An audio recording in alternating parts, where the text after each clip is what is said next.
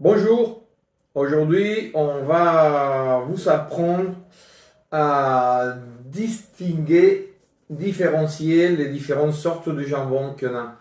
En fait, je voulais faire cette vidéo parce que je viens d'un centre commercial, une boutique très réputée ici à Paris.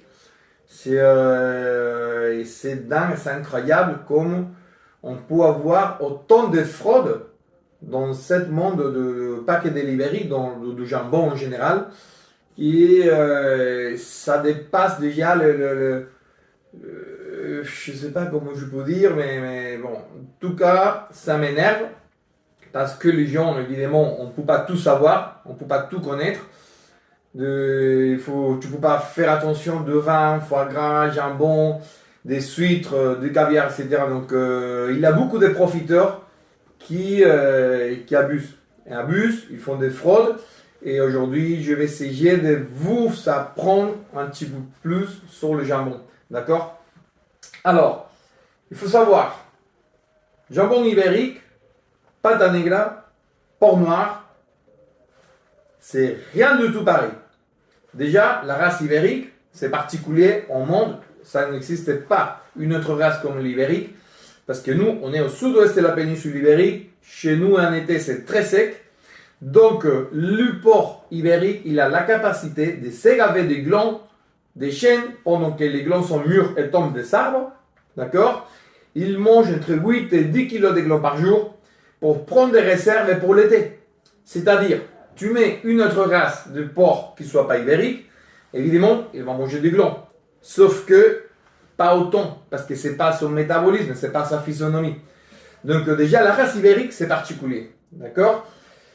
Le porc noir, il y a différentes races de porc noir. Il y a plusieurs races de porc noir, mais noir, c'est que la couleur.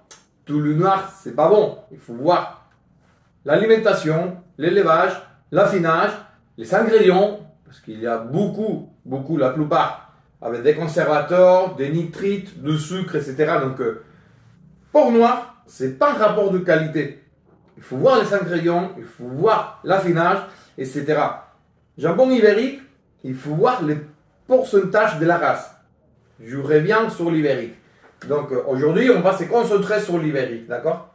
Je sais que je vais me faire beaucoup des ennemis avec ça, parce qu'il y a beaucoup de fraudes. Et ils savent qu'ils le font, d'accord? Mais pour moi, ça m'est égal. Ça m'est égal. J'essaie de me battre, de travailler le plus propre, le plus honnêtement possible. Et aujourd'hui, on va apprendre, regardez. Depuis janvier 2014, parce que le fraude, ça existe partout, hein, pas ici en France, en Espagne, en Italie, bon, c'est l'être humain. Dès qu'on voit l'argent, ça pourrit tout.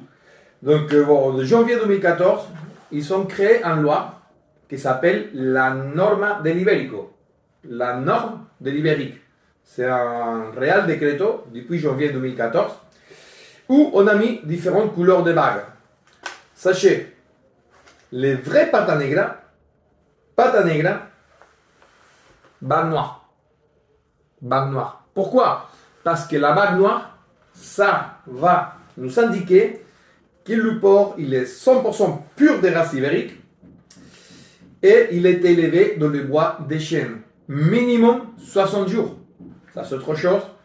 Ça dépend des éleveurs, ça dépend des marques.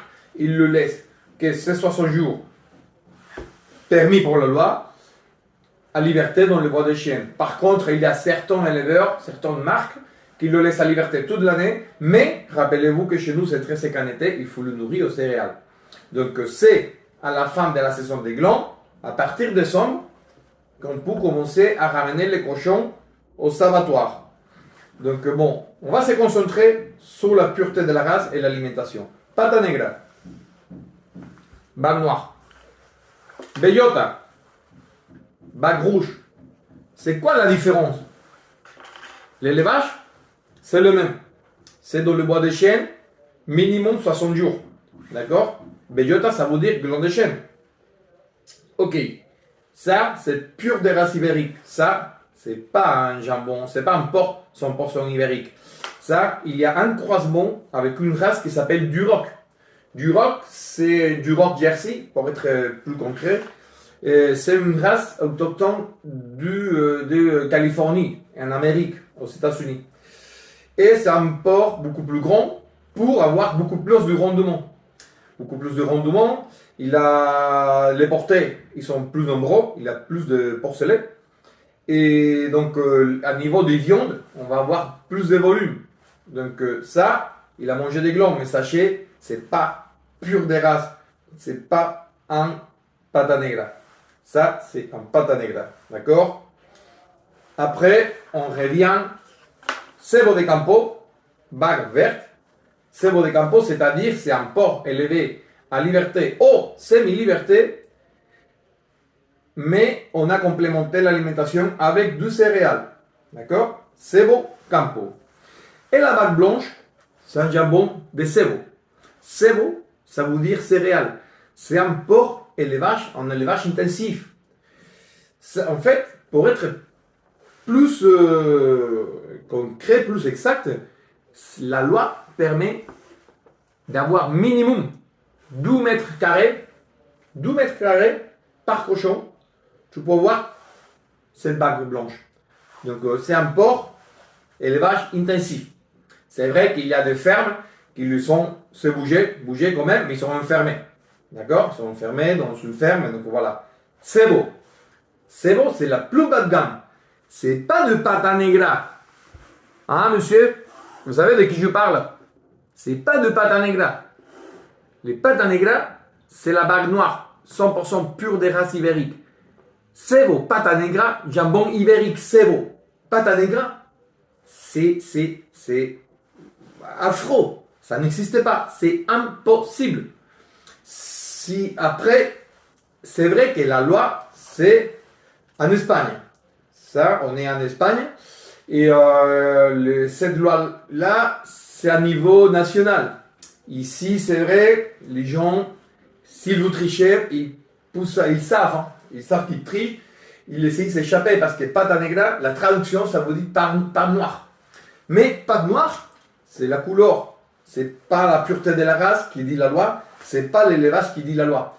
Si par exemple, regardez, on a un jambon avec la bague noire.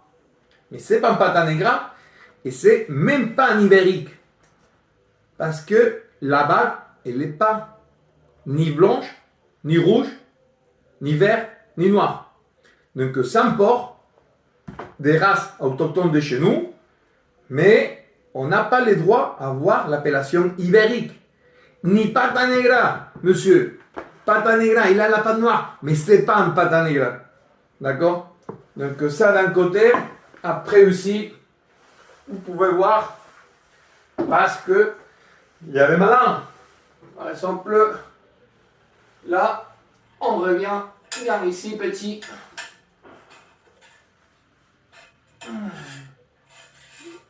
Oh bien. Voilà. Celui-là, il a une bague noire. On est d'accord?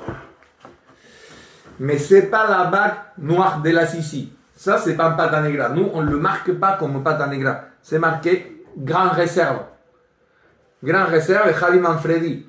C'est parce que c'est moi qui choisis cette sorte de jambon. Ça dépend de la saison d'abattage, ça dépend du jour réel. Bon, ça c'est autre chose. Mais la bague noire, c'est pas la bague réglementaire. Donc c'est pour ça que c'est pas marqué pata negra ni bellota. C'est une bague qu'on met pour la traçabilité. Je ne sais pas si on peut la voir. On met pour la traçabilité. Je vais essayer, mais je ne promets rien. Et c'est marqué Enrique Catagno. C'est notre production. D'accord? Et on va mettre une bague. C'est le vétérinaire qui va suivre la traçabilité de cette jambon-là. Donc, ça, c'est pas un pata negra, même s'il a la bague noire, parce que c'est pas la bague officielle. Vous savez aussi, hein, de qui je parle? Oui, il met la bague de sa marque noire pour confondre la clientèle. C'est pas un pata negra, monsieur dame. Non, arrêtez de cette fraude-là. Donc, si vous avez, de toute façon, si vous voulez, comment dire, avoir plus de renseignements sur le site internet couponddesjambons.com, il y a un petit onglet que j'ai mis tips des jambons. Tips des jambons, où vous pouvez mieux comprendre parce que je mets des dessins. Donc, voilà. C'est ce qu'aujourd'hui on a dans le monde de l'ibérique. Et je vous rappelle, je vous répète, des marques, des boutiques très très réputées ici à Paris. Sebo, jambon pata negra, Sebo. C'est afro. Pareil que si c'est marqué pata negra, il faut obligatoirement avoir le pourcentage de la race 100% ibérique bellota. C'est pas pata negra, bellota, jambon 100% ibérique bellota.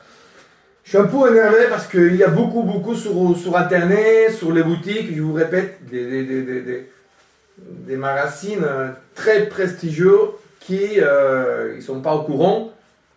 Mais malheureusement aujourd'hui, les méchants sont partout. Donc voilà, je sais que je vais me faire des ennemis, mais il faut ouvrir les yeux aux clients, il faut arrêter d'arnaquer. Bon, j'espère que je vous ai aidé. Si vous avez des questions, vous pouvez m'écrire par privé, message sur les réseaux. Bon, n'hésitez pas. Allez, merci beaucoup et à très bientôt, j'espère.